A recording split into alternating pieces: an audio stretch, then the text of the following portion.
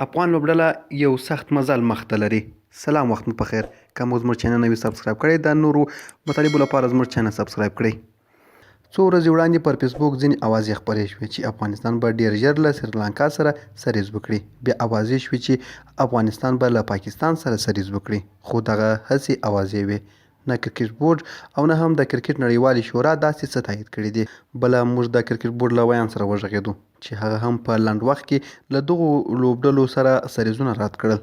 د نړۍ ورزشي ویبپاڼې چې د کرکټ په برخه کې فعالیت کوي دوی لیکي چې افغانستان به د 2020 میلادي کال په مارچ میاشت کې 3 ورځنۍ او یوه ټیسټ لوبه له ایرلند سره ترسره کړي.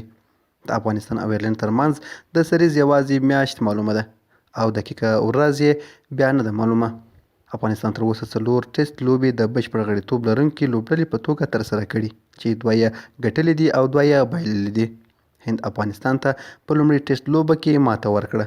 ورپسې افغانستان خپله دوهمه او د ایرلند خلاف لوبه کې بری خپل کړ. افغانستان په 7 ویکټو ایرلند ته ماتې ورکړه. درېیمه ټیسټ لوبه افغانستان په 2019 میلادي کال کې له بنګلادیش څخه وګټله او څلورمه ټیسټ لوبه افغانستان له ویسټ انډیز سره وکړه چې افغانستان له ویسټ انډیز څخه په 19 ویکټو ماته وخوړه.